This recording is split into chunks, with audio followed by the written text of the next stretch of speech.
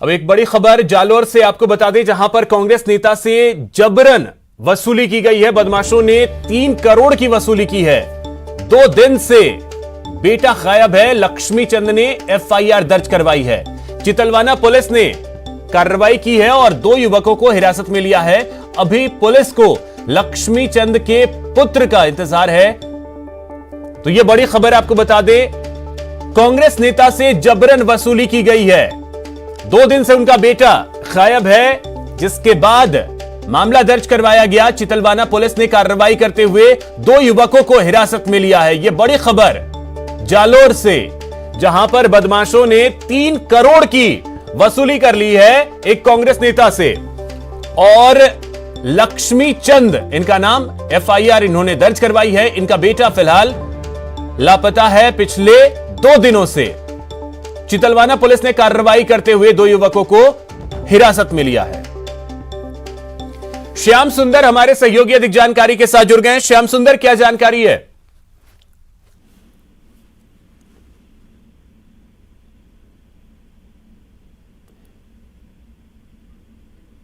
लगता है श्याम से हमारा संपर्क टूट गया, लेकिन बड़ी खबर आपको बता दें कि लक्ष्मी चंद ने एफआईआर दर्ज करवाई है। पुलिस जो है वो मामले की जांच कर रही है।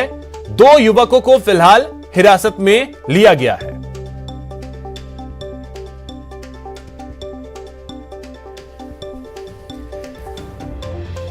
तो जालोर से इस वक्त की बड़ी खबर आपको बता दें, जहां पर एक कांग्रेस नेता से वसूली की गई है। उनका बेटा 2 दिन से गायब है, जिसके बारे में अभी तक कोई सूचना फिलहाल पुलिस को नहीं मिल सकी है। पुलिस मामले की जांच जरूर कर रही है और 2 लोगों को हिरासत में भी लिया है, लेकिन लक्ष्मी चंद के बेटे का फिलहाल कोई अता पता नहीं है कि वो आखिर पिछले 2 दिनों से है कहां। 3 करोड़ रुपए की वसूली की गई है। अब बीकानेर से एक बड़ी खबर आपको बता दें, यहां पर नहर में 2 शव मिले हैं। मां और बेटी का शव मिला है। आईजीएनपी नहर में यह शव मिला है। मामले की जांच में अब पुलिस जुट गई है। पुलिस ने मोर्चरी में शव को रखवाया है। छतरगढ़ के 4 डीएलएम की यह घटना है। तो यह बड़ी खबर बीकानेर से, जहां पर नहर में शव मिला है। मां और बेटी का 2 शव मिले हैं नहर में। आईजीएनपी नहर में यह शव मिला है और पुलिस अब मामले की जांच कर रही है। शव को फिलहाल मोर्चरी में रखवाया गया है।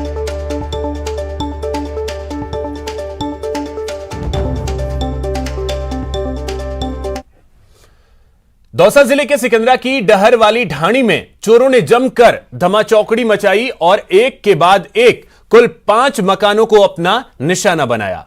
चोर मकानों के पीछे की खिड़की तोड़कर मकान के अंदर घुसे और 5 घरों से करीब 10 लाख रुपए की नकदी और 10 किलो जेवरात चांदी के चुरा लिए।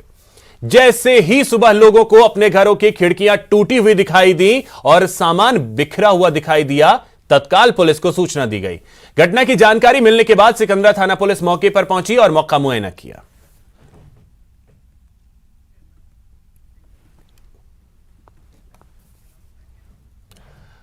एक बड़ी खबर आपको सरदार शहर से आ रही है, वो आपको बता दें, यहां पर चूरू डीएसटी ने बड़ी कार्रवाई की है और आईपीएल पर सट्टा लगाते हुए विजय रिसोर्ट में यहां पर कार्रवाई की है और 3 लोगों को सट्टा लगाते हुए गिरफ्तार किया है। हजारों का हिसाब किताब भी यहां पर मिला है। होटल में अवैध शराब भी मिली है।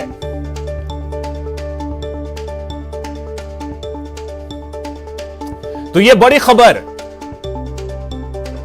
सरदार शहर से, जहां पर डीएसटी ने आईपीएल मैचों पर सट्टा लगाते हुए 3 लोगों को गिरफ्तार किया है। कोटा में बदमाशों के हौसले बुलंद हैं। मामला महावीर नगर का है, जहां के सेक्टर 7 में अज्ञात बदमाशों ने एक युवक पर चाकू से ताबड़तोड़ हमला कर उसे घायल कर दिया। घायल युवक को इलाज के लिए एमबीएस अस्पताल में भर्ती करवाया गया है। पुलिस ने घायल की रिपोर्ट के आधार पर आरोपियों के खिलाफ मामला दर्ज कर लिया है और जांच शुरू कर दी है।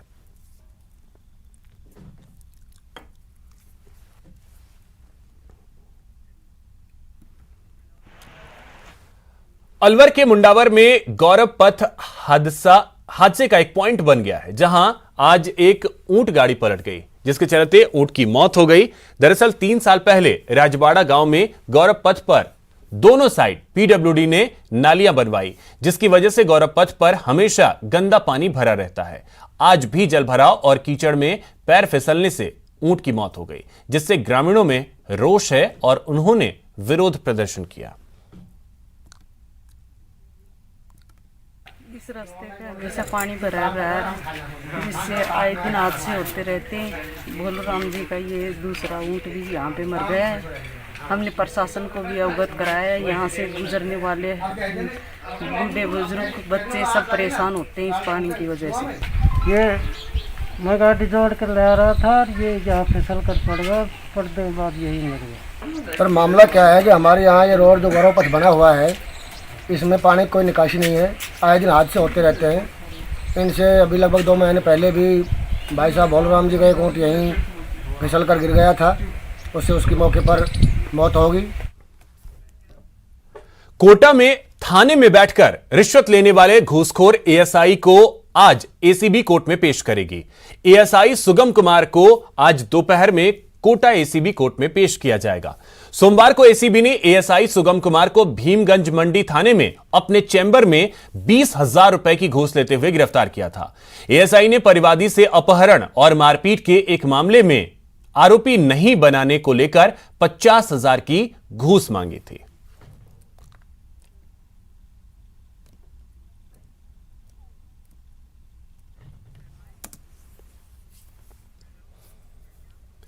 बाड़मेर के शिव थाना इलाके में नाबालिग का गैंगरेप कर अश्लील वीडियो वायरल करने का मामला सामने आया है।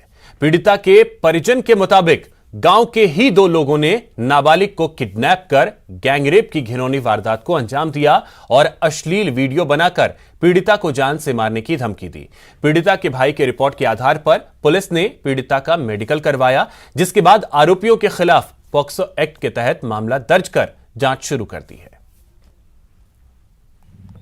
पुलिस स्टेशन शिव में बिहाड़ चौकी है, यहाँ पर उन्होंने एक रिपोर्ट दर्ज करवाई है कि उसकी प्रार्थी की बहन जो नाबालिग है, उसके साथ यहीं के स्थानीय 2 युवकों ने दुष्कर्म किया और उसका जो फोटो है वो वायरल किया है। तो इसके संबंध में एक मुकदमा है वो दर्ज हुआ है पॉक्सो गैंगरेप और आईटी एक्ट में, जिसकी तफ्तीश है वो मैं कर रहा हूँ। करौली के कुड़गांव में कुएं में फंसे व्यक्ति को सिविल डिफेंस की टीम ने देर रात रेस्क्यू कर सकुशल बाहर निकाल लिया। जहांगीरपुर गांव में चरण माली कुएं में लगी मोटर को ठीक करने उतरा था। इसी दौरान वो फंस गया। सूचना पर सिविल डिफेंस की टीम मौके पर पहुंची और करीब 200 फीट गहरे कुएं में सिविल डिफेंस के जवान ने उतरकर चरण माली को रस्सियों के सहारे सकुशल बाहर निकाल लिया। एक ऊँटी बनी हुई है।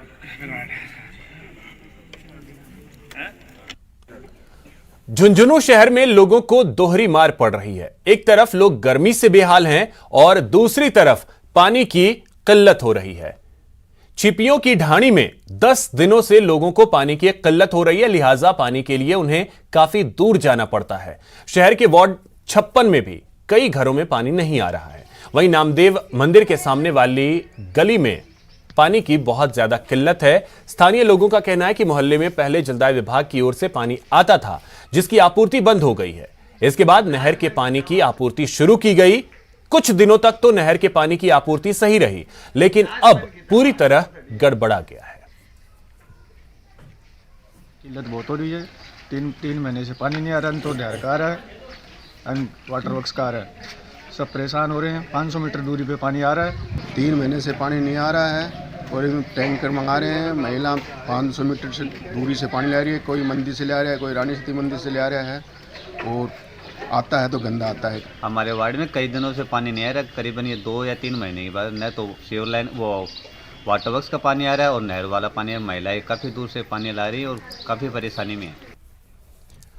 मुंबई के वांगनी रेलवे स्टेशन पर एक रेल कर्मी की वजह से एक मासूम की जान बच गई।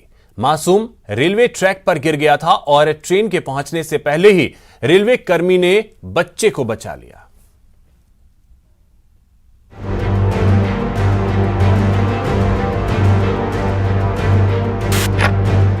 सिर्फ 3 सेकंड और जान बच गई।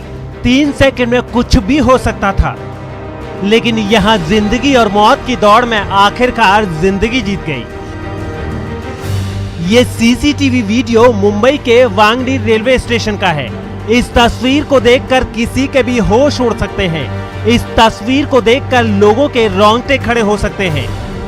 देखिए कैसे ये मासूम अपनी मां से अलग होकर प्लेटफॉर्म से नीचे रेलवे ट्रैक पर गिर जाता है और उसी समय ट्रैक पर ट्रेन आती दिखती है।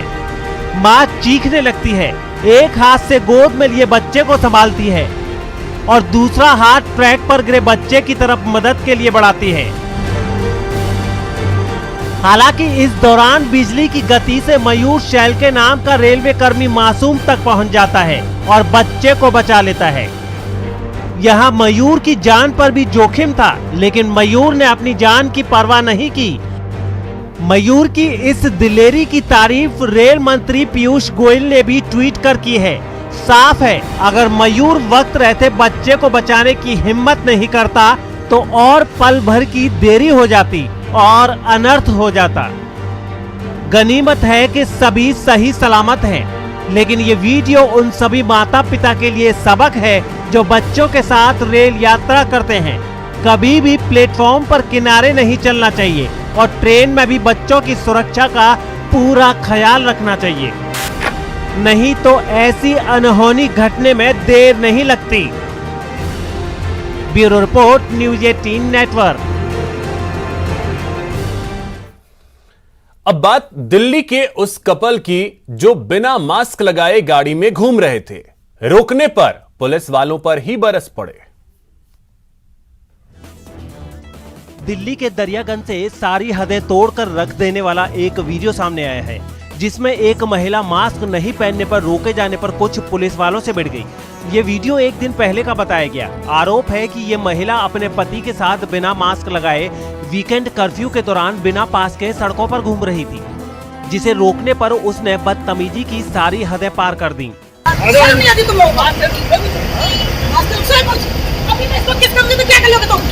उसकी गाड़ी क्या रोकी, वो तो पुलिस वालों से अपशब्द बोलने लगी। इस महिला को जब आगे नहीं जाने दिया तो वो और ज्यादा बौखला गई। मास्क नहीं पहनने पर अजीबोगरीब दलील देने लगी।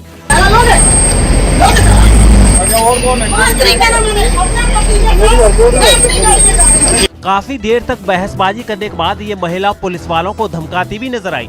आप मास्क लगा के नहीं लगाएंगे लोग क्या करोगे? आखिरकार इन पुलिस वालों को एक महिला कांस्टेबल को वहां बुलाना मजबूरी पड़ गया। छोड़ो मैडम, बिना बात के हाथ नहीं लगा सकती हैं। थाने चलो, थाने आ जाओ। छोड़ दो, बहुत लंबा जाएगा। बाद में पुलिस ने इन दोनों के खिलाफ मुकदमा दर्ज कर लिया और इस दंपति को गिरफ्तार कर लिया गया। इस बार यात्रियों के लिए वैक्सीनेशन अनिवार्य कर दिया गया है। राजस्थान हज कमेटी के मुताबिक बिना वैक्सीनेशन के हज आवेदन ही रद्द कर दिया जाएगा। कमेटी ने एक सर्कुलर जारी कर कहा है कि प्रदेश से हज के लिए जाने वाले सभी 1500 लोगों को वैक्सीन की दोनों डोज लेनी होगी। हालांकि हज कमेटी ने यह भी साफ कर दिया है कि अभी तक सऊदी सरकार ने हज 2021 को लेकर कोई लिखित बात नहीं की है, इसलिए सऊदी सरकार से अनुमति मिलने के बाद ही कुर्रा, हज वीजा, हज की किस्त आदि की प्रक्रिया की जाएगी। इस साल हज यात्रा होती है तो हाजियों को जयपुर के बजाय दिल्ली से रवाना किया जाएगा। हिंदुस्तान भर से जाने वाले हज यात्रियों के लिए अभी एक सर्कुलर जारी करा है, जिसमें सेंट्रल कमेटी ने कहा है जिन्होंने हज 2021 के हज आवेदन किए हैं उनको वैक्सीन लगाना जरूरी है। जबकि सऊदी सरकार ने अभी तक सेंट्रल हज कमेटी को किसी तरह के दिशा निर्देश दिए हैं, लेकिन हाँ सऊदी सरकार की हेल्थ मिनिस्ट्री ने ये दिशा निर्देश जारी किए हैं सरकार को कि जो भी हज पर आएगा उसको वैक्सीन लगाना जरूरी होगी। राजस्थान से जो हज के आवेदक हैं उनके लिए खुशखबरी है, क्योंकि सेंट्रल हज कमेटी ने एक लंबे अरसे बाद प्रदेश हज कमेटी को पत्र जारी करके कहा है कि कोरोना की वैक्सीन तमाम हज आवेदकों के लगवाना बेहद जरूरी है। बिना उसके हज आवेदकों का आवेदन ही निरस्त कर दिया जाएगा। हालांकि सऊदी सरकार की ओर से भारत सरकार से अभी तक हज यात्रा 2021 को लेकर के कोई बातचीत नहीं की गई है, लेकिन सेंट्रल हज कमेटी अपनी तरफ से पूरी तैयारियां मुकम्मल करके रखना चाहती है। ऐसे में प्रदेश के करीब 1500 हज आवेदकों को जल्द से जल्द कोरोना की दोनों जो वैक्सीन के डोज हैं वो लगवाने होंगे और उसके बाद में सर्टिफिकेट प्रदेश हज कमेटी को भेजना होगा। उसी के बाद में उनका प्रोसेस आगे बढ़ेगा। राजस्थान से अगर देखा जाए तो इस बार महज 1500 लोगों ने हज का। फिलहाल इतना ही। नमस्कार।